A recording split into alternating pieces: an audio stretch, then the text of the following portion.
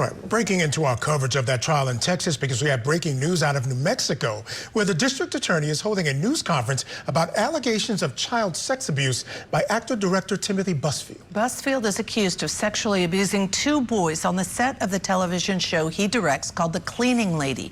The former West Wing star released a video statement earlier this week denying those allegations. He made his first appearance in court yesterday, where he was ordered held without bond pending a detention hearing expected in about 5 days or so. Let's go to that press conference now from District Attorney Sam Bergman. First and foremost, it's important to emphasize that the defendant, Timothy Busfield, is presumed innocent and until and unless he is proven guilty in a court of law. I want to go over the timeline of the recent events in this case. An arrest warrant for the defendant was issued on January 9th, 2026 and approved by my office. 5 days later, the defendant voluntarily turned himself in and was booked into the Metropolitan Detention Center in Albuquerque on January 13th.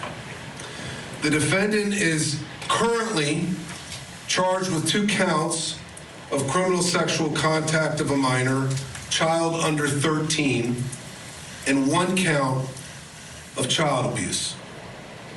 Under New Mexico law, each count of criminal sexual contact carries up to 6 years of incarceration, and child abuse carries up to 3 years. On Wednesday, the defendant made his initial appearance before a Metropolitan Court judge. At the hearing, the judge ordered the defendant be detained at this time due to our request that he remain in custody pending trial. The district attorney's office routinely files pretrial detention motions involving cases that have these types of charges. Our office has indeed filed a motion for pretrial detention, requesting that the defendant remain in custody while his case proceeds through the courts. The case has now been transferred to district court. Judge Murphy will have a hearing on January 20th at 2 p.m. to determine whether the defendant will remain in custody or be released pending trial. After that hearing, we will bring formal charges against the defendant. The defendant will be arraigned on the formal charges. The court will then set a scheduling conference where deadlines will be established, at which time a trial date will be set. As with all criminal cases referred to my office, my prosecutors will fully evaluate this matter and proceed based on the evidence and in the interest of justice. Anyone with information relating to this matter should contact law enforcement. Our priority is to protect the rights of everyone involved. That is why at this time, we will not discuss the facts of this case. We understand, trust me, I understand. I understand there is great interest regarding the facts and the specifics of this matter. But my first obligation and the obligation of my office is to ensure the integrity of this process. The rules of professional conduct are clear, that prosecutors should try cases in the courtroom and not in the media. And that is what we intend to do. Now, based on what I've just told you, if there are questions, I'm happy to answer them, but recognize, please, that I'm going to be limited because, as I said, I'm not going to discuss the specific facts of this case. The professional rules of conduct don't allow me to do that. So if there are things I can answer in a general sense, I will. But and I know they may be frustrated, but I just want you all to know one of the reasons I had this was because our office has been bombarded, and we welcome, and we're transparent. We welcome. All right, Michael, before we go to the guest, I understand why they held this press conference to give us a timeline, but him making very clear we are not discussing any facts at this time. Yeah, a lot of facts have leaked out already, yes. right? So there's that. But also, questions. again, talking about specifically, the big issue here is that there'll be a hearing on January 20th, about 5 days from now, to determine whether he will remain in custody until trial.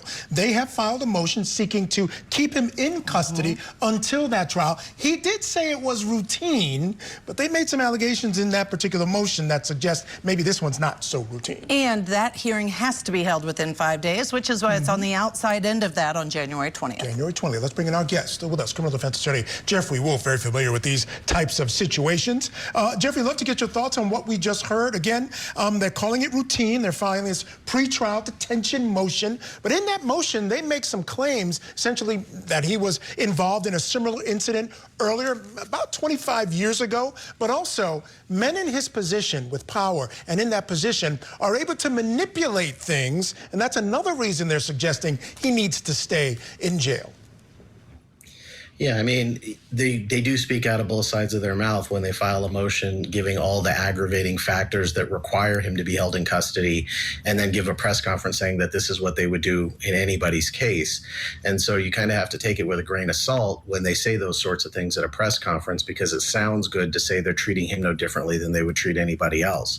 But the reality of the situation is he is a little bit different than anyone else because of the circumstances that they lay out in their motion, and it is the reason that the court ruled the way they did.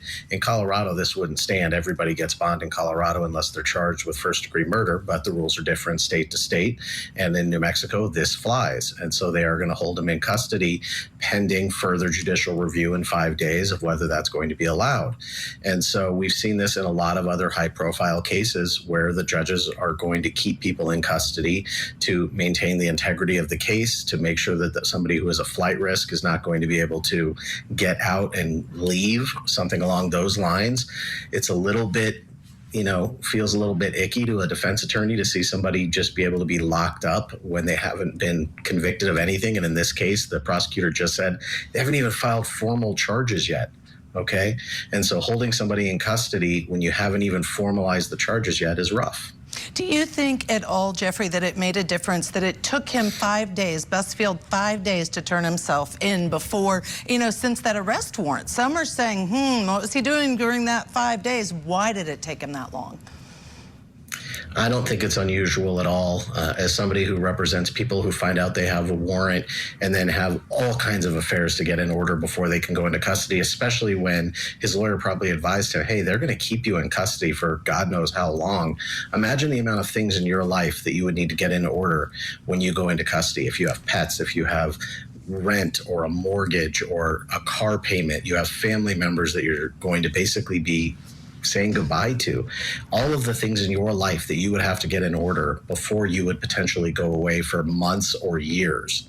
I don't think it's unusual whatsoever. Yeah, the only thing I can think of, Jeffrey and Judge, is that maybe he and his attorney didn't contact the prosecutors because they used that argument again in their detention motion, saying it took him 5 days to turn himself in. And my thinking is usually, and I agree with you, 5 days, not a lot, but usually you're in contact, you're having conversations with the prosecutor, let them know, hey, we're getting things in order, we'll get him in. Does that make sense? Yeah, I think that a lot of times when I am made aware there's a warrant out and I know there are things my client needs to do, I am going to lift that phone and I'm going to say, hey, look, can you wait a few days? We need to do X, Y, and Z. And, if they say, no, we're not going to wait that time, but my client says I need that time, then they are just going to wait because that's what's going to happen because that's what my client's told me. But they may not have picked up the phone and made that call, which was, kind of his lawyer dropping the ball if that's the case.